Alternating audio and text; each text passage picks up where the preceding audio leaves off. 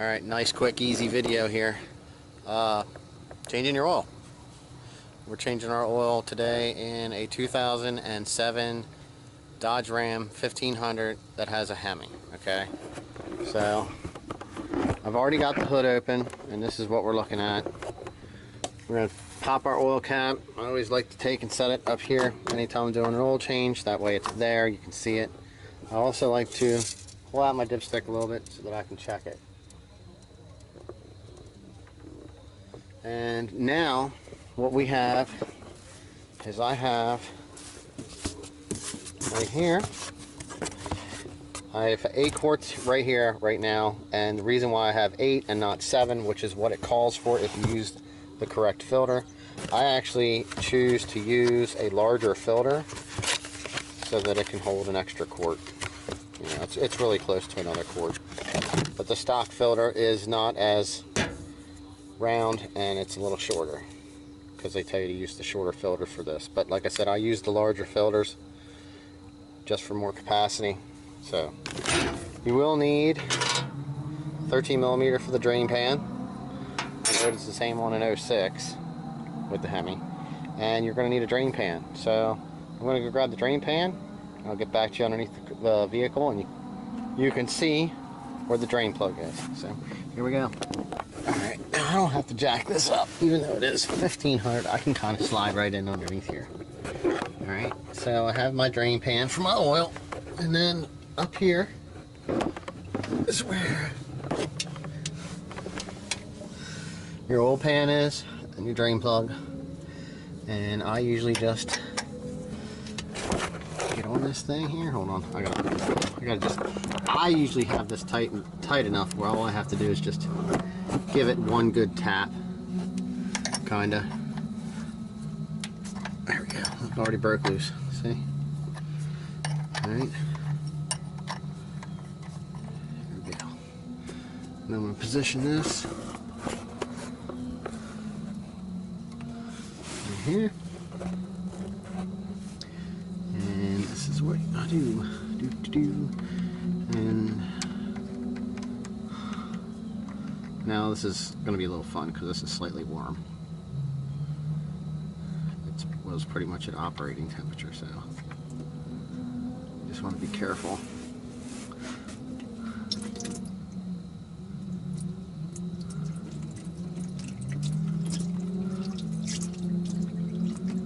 Okay, see how we got that? If it came in, I'll be pretty happy.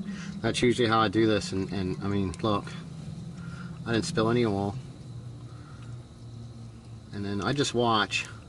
As long as you pay attention to when it's coming out, you can reposition your pan if you have a small opening like I do.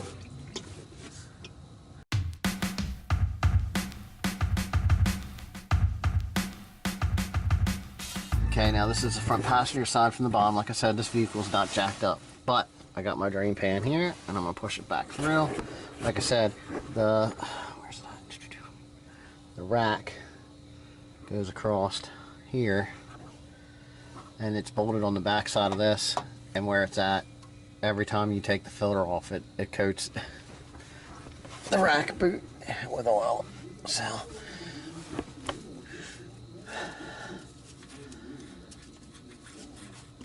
get it loose, catch it. Sometimes that's always fun, and I let it drain for a little bit, and then I'll unscrew it and tilt the filter and dump it in. Alright, this thing picks up pretty good in the light, so you can see we got our oil filter off, we got our new one to put on.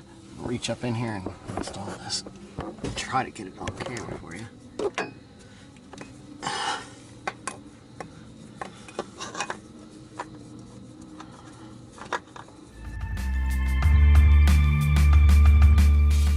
Alright, we're up top here. So this motor calls for 520. Okay, so put 520 in it.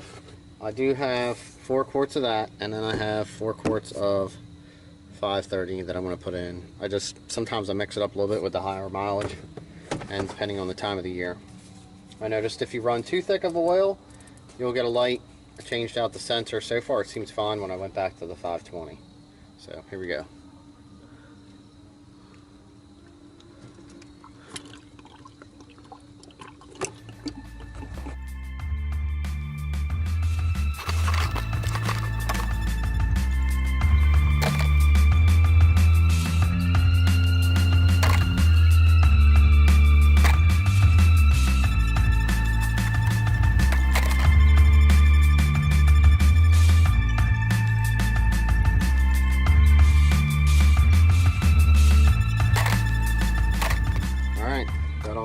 feet in. Everything's closed up down below, and we're going to get our oil cap installed. Alright, so there's that. I'm going to double check, make sure we just for some reason don't have oil gushing. Yep, everything looks good. So that pretty much finishes up the oil change. Normally what I like to do is I go in and I start the vehicle and I let it run.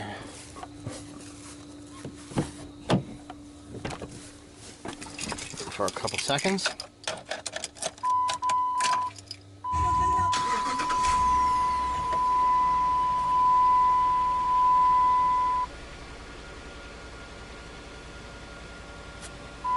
Oil pressure gauge came up. That means it's cycled through. And I shut it off. And then I like to pull the dipstick tube. Right.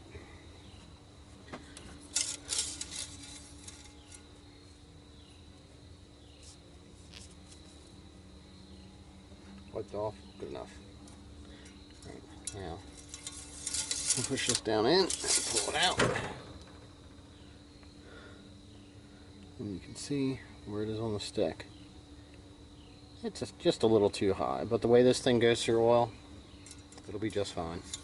But, yeah.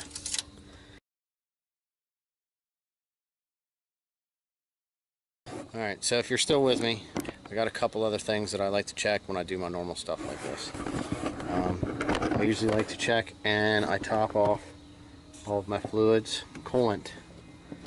For the motor, it looks a little low. And the washer fluid, and I always like to check. You can kind of see it in there, the level of that.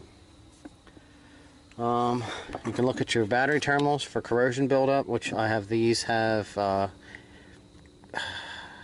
copper-based anti-seize on them, and I think maybe a spray of grease.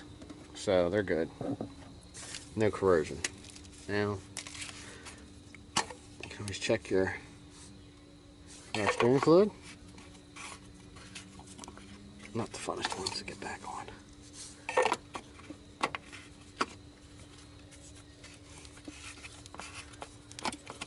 Okay, there we go. Back on. Alright. So I do that. When I'm done everything else, we'll do the transmission fluid. I check that also.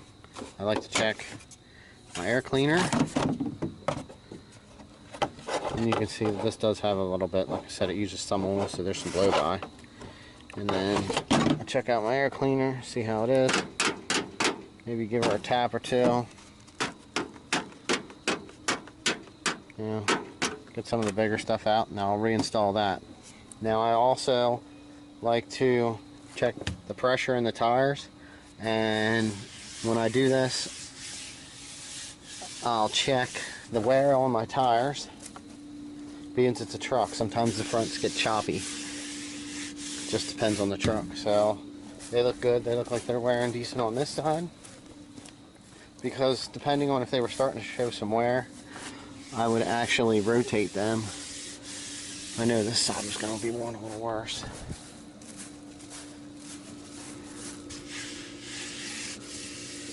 So, I mean, technically it should I should probably rotate the tires on this right now. And usually I'm pretty up on my bulbs, but you know, you can give yourself a quick walk around and you can check your normal running lights on your vehicle.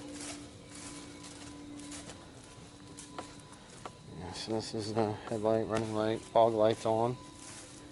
Headlight, running light is not on. See, so we found a bad bulb here. So we're going to have to replace that.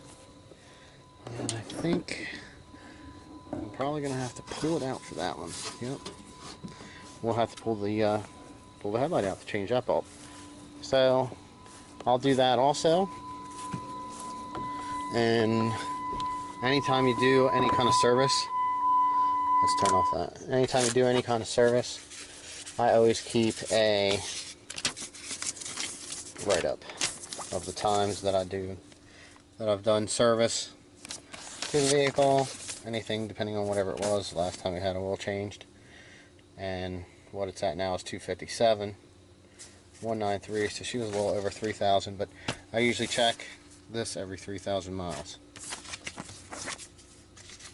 So I'll have to update that. And that gets the date and the mileage. That's how I know when stuff was done. So right about now, I'm going to remove the headlight. I'll make a separate video on that, and probably rotate the tires and check the air. But those are a couple things that I like to do, along with, you know what I mean, there's always, you know, you could check everything. Check your wiper blades, make sure they're good. Basically, you know what I mean, it's a time of an opportunity when you can actually look at your vehicle and kind of focus more on stuff that you usually don't notice, like on a daily basis. I mean, you can see if you have a flat tire. Sometimes you don't know if you have bulbs out. You can't check your air cleaner or any of your fluids until you open your hood and remove a couple components. You know, you can look at the wear in the tires too, and that will affect a lot, or, you know, different noises. So, but I'm going to knock the rest of this stuff out, and that's going to finish up this quick little oil change and some of the stuff that I look at. So thanks for watching. I do have some other videos with this truck. You're more than welcome to check them out. I did a radio install and wheel bearings. So anytime I'm needing to do something to this now, I'm trying to video it. That way somebody else can see how it's done, or at least give them an idea. So thanks.